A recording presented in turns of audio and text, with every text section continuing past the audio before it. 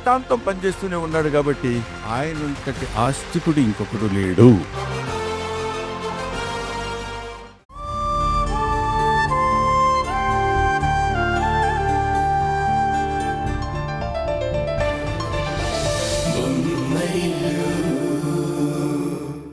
మీ పాట చదివిన తర్వాత చాలా న్యాచురల్గా అనిపించింది. అనుభవంతో రాశారా అని అడిగాను. కవితకి అనుభవంతో పనిలేదండి. ఊహ ఉంటే చాలు. మన ఆలోచనలే పదాలని పుట్టిస్తాయి. పాత్రలలో లీలమైపోతే పోలికలు కూడా పుడతాయి. రవి కాంచని చోట కవి కాంచును అని ఊరికే అనలేదు. వెలుగు పడని చోట కూడా ఒక కవి తన పదాల మెరుపులు సృష్టించగలడు. Very nice. మీరు చాలా బాగా చెప్పారు. మీరు పైకి చాలా సాఫ్ట్గా కనిపిస్తున్నారు, కానీ చాలా డెప్త్గా మాట్లాడుతున్నారు. ఈ మాటలే మీ పాటలో చేరి మరింత అందంగా మారుతున్నాయి. అమ్మ ఉషా, ఈ పోర్తలో పడి అడగడం మర్చిపోయాను. టీ కాఫీ ఏమైనా? ఆహా, ఏం వద్దు సార్. తొందరగా కరెక్షన్స్ పూర్తి చేసి వెళ్తాను. సంగీత్ గారు, ఆ కరెక్షన్స్ చెప్పండి.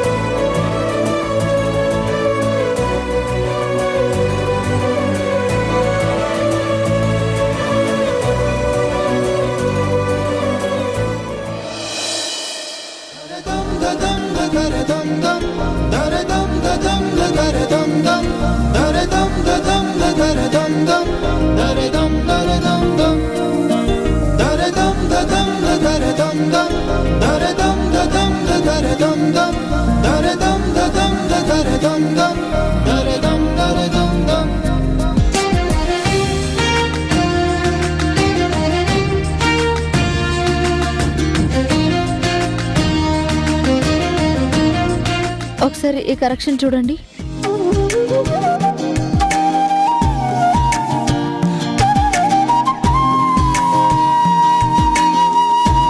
చాలా బాగుంది మేడం. ఓకే మేడం, ఇంకో 3 పాటలున్నాయి. నేను రాగం పాడతాను, దానికి తగ్గట్టుగా మీరు చేంజెస్ చేయండి. సరేనండి. లంచ్ టైం అవుతుంది. ఆయన ఇంట్లో ఉన్నారో లేదో. బయటకు ఎక్కడికి వెళ్తారు? ఇంట్లోనే ఉంటారులే.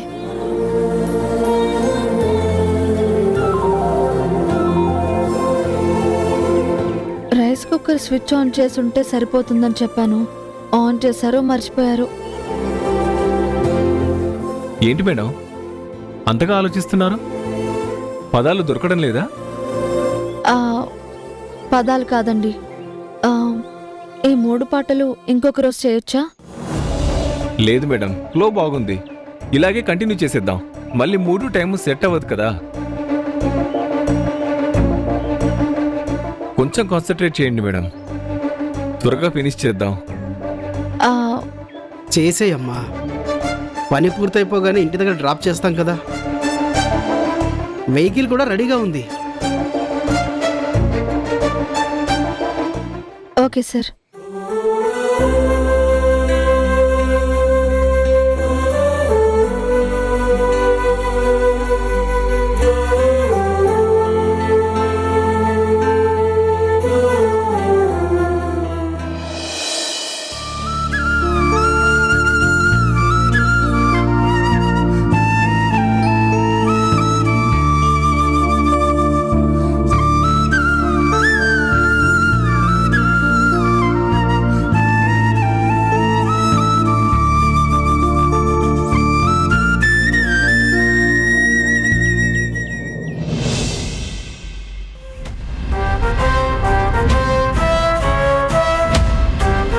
ఇన్ని రోజులు కిరణ్మయిలో బతుకుతున్నావు. వాడికి దగ్గర అవ్వాలని చూస్తున్నావు. నాకైతే ఆ ప్రయత్నాలు సఫలమవుతాయని అనిపించట్లేదమ్మా. ఒక ఆడపిల్ల తండ్రిగా నీ పెళ్లి చేయడం నా బాధ్యత. వాడిని మర్చిపోయి నీ జీవితం గురించి, నీ భవిష్యత్తు గురించి ఆలోచించు. ఈ రోజు డేట్ గుర్తుపెట్టుకో. సరిగ్గా 60 రోజులకి మనం ఇక్కడికి వద్దాం. కిరణ్ని పెళ్లి చేసుకోకపోతే నిషాని మన ఇంటికి తీసుకెళ్లిపోదాం.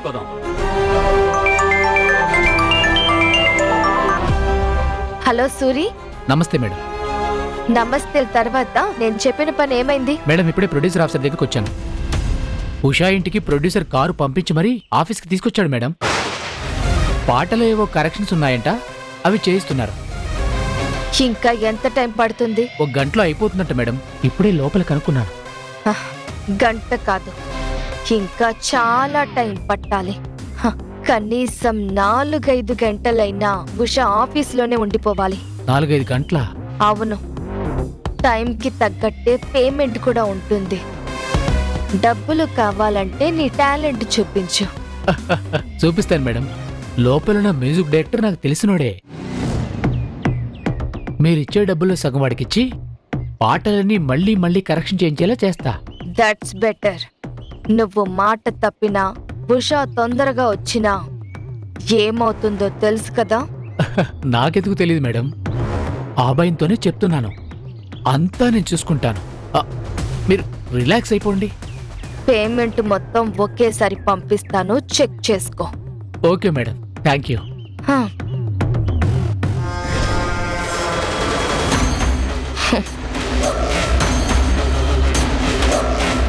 ఉషకి చెక్ పెట్టాను కాబట్టి ఇప్పుడు కిరణ్ కి టిక్ పెట్టాలి.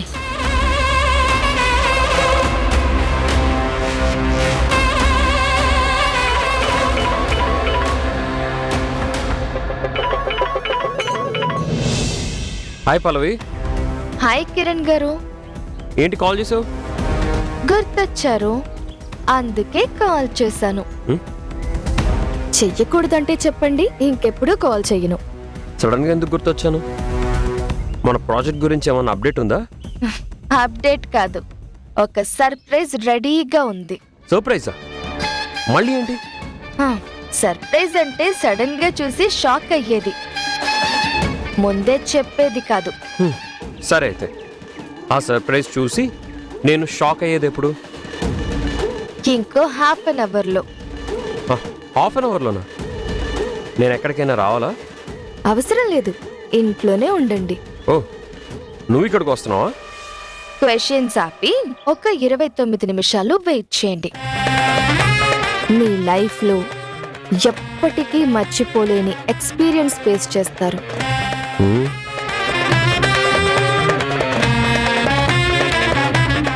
హలో హలో పల్లవి, సర్ప్రైజ్ ఉంటుంది.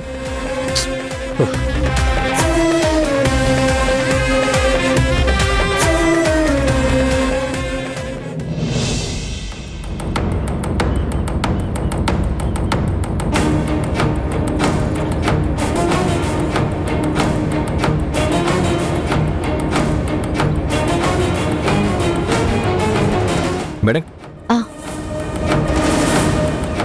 మేడం కరెక్షన్స్ అయిపోయాయా? అయిపోయింది సార్.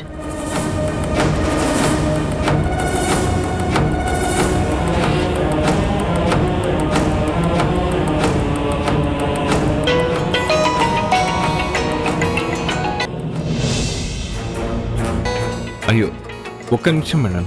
ఆ,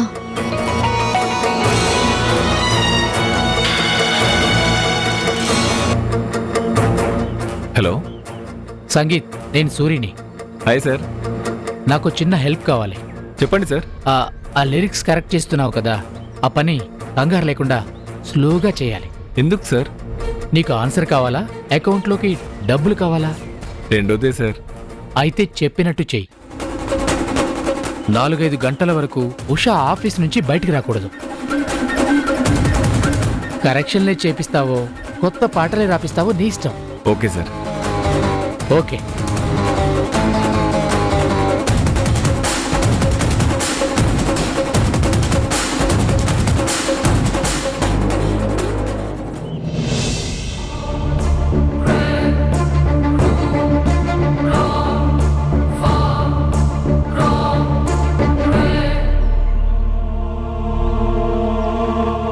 సంగీత్ గారు, మీరు చెప్పినట్టు ట్యూన్కి తగ్గట్టుగా ఈ పాట కరెక్షన్ అయిపోయింది. ఒకసారి చెక్ చేయండి.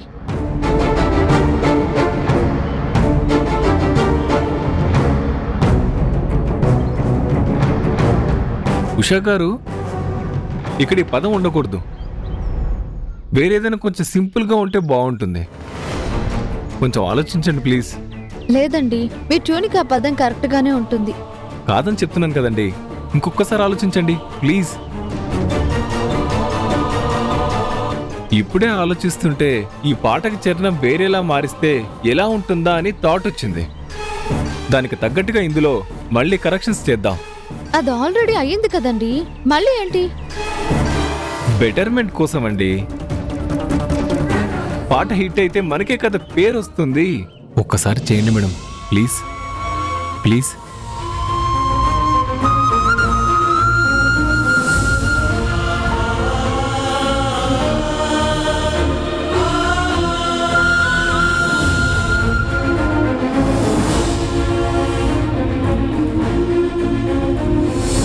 తొందరగా వెళ్ళాలనుకుంటే ఈ రోజే లేట్ అవుతుంది.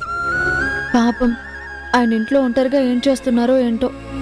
సరే, ఈ పాట కరెక్షన్ అయిపోయాక ఫోన్ చేద్దాం.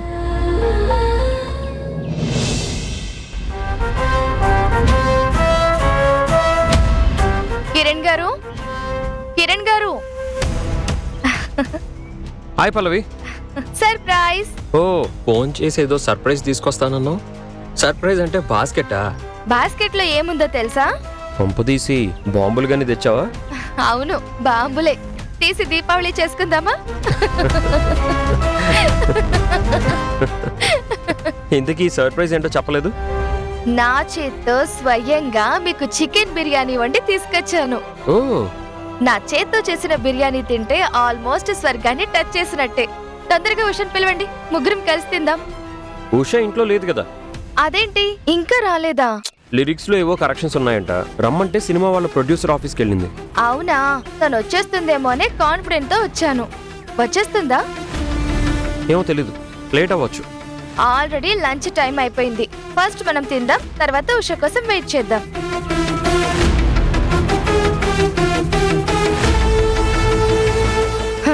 మాస్టరు, ఏం ఆలోచిస్తున్నారు? కడుపులో ఎలకలు పరిగెడుతున్నాయి. పదండి తిందాం.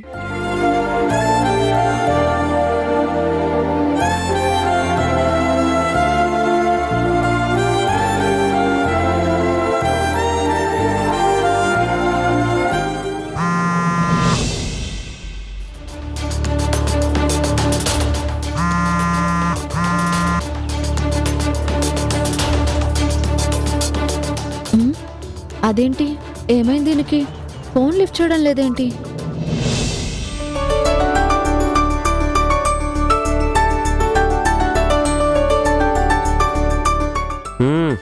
స్మెల్ అదిరిపోయింది.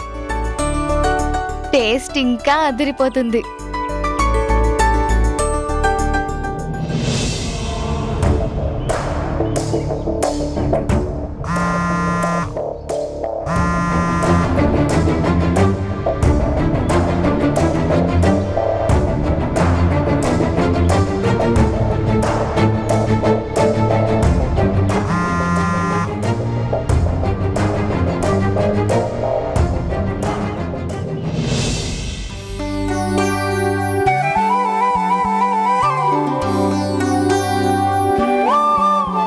ఎలా ఉంది? ఏమో అనుకున్నాను కానీ వంట మాత్రం సూపర్ గా చేసావు. వంట కాదు, జస్ట్ బిర్యానీ.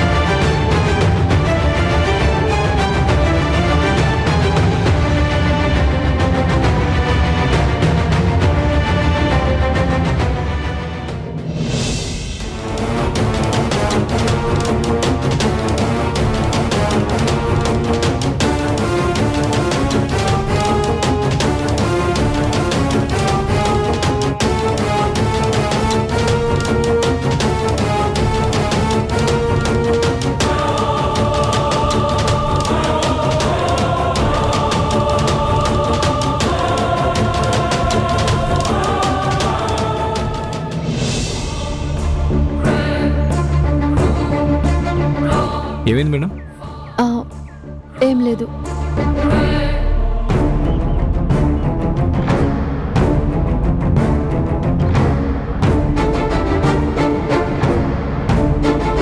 ఉషా గారు, ఈ సాంగ్లో రెండో చరణంలో ఈ పదం మరీ పొయిటిక్గా ఉందండి. వేరే పదం అయితే బాగుంటుందేమో. అసలు మీరేమనుకుంటున్నారు? ప్రతి పాట 2-3 సార్లు కరెక్ట్ చేయిస్తున్నారు. గంటలో పని అయిపోతుంది అనుకుంటే ఇంత లేట్ చేస్తున్నారేంటి? కావాలని చేయట్లేదండి, పాట బెటర్మెంట్ కోసమే నా ప్రయత్నం అంతా. చూడండి, ఈ పదం సాతో వస్తే ఇంకా బాగుంటుంది మేడం. చానా? చా కాదు మేడం, సా.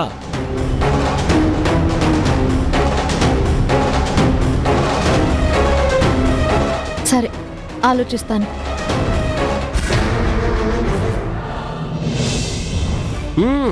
ఎక్కువ అవుతుంది. మొహమాట పడతారేంటి? కడుపు నిండా తినండి. చాలు పల్లవి, నేను ఇంతకంటే ఎక్కువ తినలేను. సరే, ఇప్పటికే ఎక్కువైంది. కనీసం ఈ గ్రేవీ అయినా వేసుకోండి. అరే వద్దు. అరే వేసుకోండి. వద్దు అని చెప్తున్నా కదా. ఉండండి, నేను వేస్తాను. పల్లవి, వేసుకోండి వద్దు. కిరణ్ గారు. ఎక్కువైపోతుంది, పర్లేదు, తినలేను. కొంచెం వేసుకోండి. వద్దు అని చెప్తున్నా కదా. బాగుంటుంది కిరణ్ గారు. అరే వద్దంటు. సారీ. పర్లేదు పర్లేదు. కానీ ఇప్పుడు ఇదంతా ఎలా క్లీన్ చేసుకోవాలి? డ్రెస్ చేంజ్ చేసుకోవడం తప్ప వేరే ఆప్షనే లేదు. బెడ్రూమ్ లో ఉషా శారీస్ ఉంటాయి, నీకు నచ్చింది తీసుకొని వేసుకో. పర్లేదా? ఉషా ఏం అనుకోదు. నా డౌట్ ఉషా గురించి కాదు, మీ గురించి. ఉషా చీర కట్టుకున్న తర్వాత నన్ను చూసి మీరు ఉషా కన్నా బాగున్నావు అని కాంప్లిమెంట్ ఇస్తే? ఛాన్సే లేదు. ప్రపంచంలో నాకు ఉషా తప్ప ఎవ్వరూ అందంగా కనిపించరు. చేంజ్ చేసుకో. థ్యాంక్స్.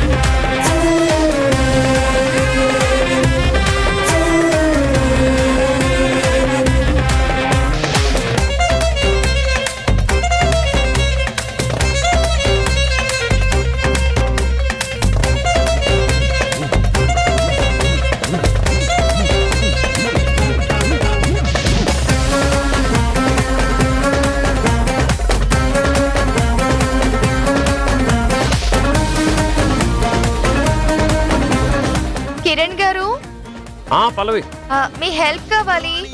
ఒకసారి బెడ్రూమ్ లోకి వస్తారా?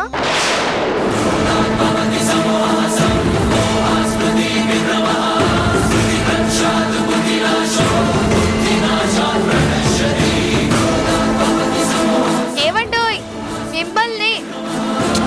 పల్లవి, నేనే మిమ్మల్ని కొరుకు తినను, భయపడకండి. నీకేం కావాలో చెప్పు. మీ ఆవిడ బ్లౌజ్ వెనక థ్రెడ్స్ అందడం లేదు, కాస్త వచ్చి కట్టి పెడతారా? పల్లవి, హెల్ప్ యువర్ సెల్ఫ్. వీడెవడండి బాబు, ఒంటరిగా ఒక అమ్మాయి బెడ్రూమ్ లోకి రమ్మంటే ప్రవరాక్యుల్లా ముడుచుకుని కూర్చుంటాడు.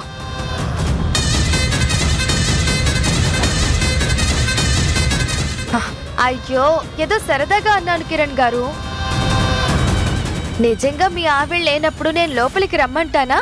రమ్మన్నా మీరు వస్తారా? మీరు ఎంత బుద్ధిమంతులో, ఫ్రెండ్షిప్ కి ఎంత రెస్పెక్ట్ ఇస్తారో నాకు తెలుసు. ఒంటరిగా ఉన్న ఆడపిల్ల పిలిచినా సరే మీ లిమిట్స్ మీకు తెలుసు. మీలాంటి హస్బెండ్ ని పొందినందుకు ఉషా చాలా అదృష్టవంతురాలు.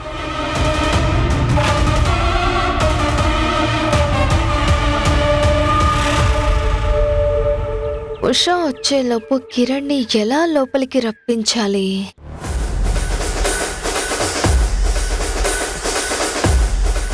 హ.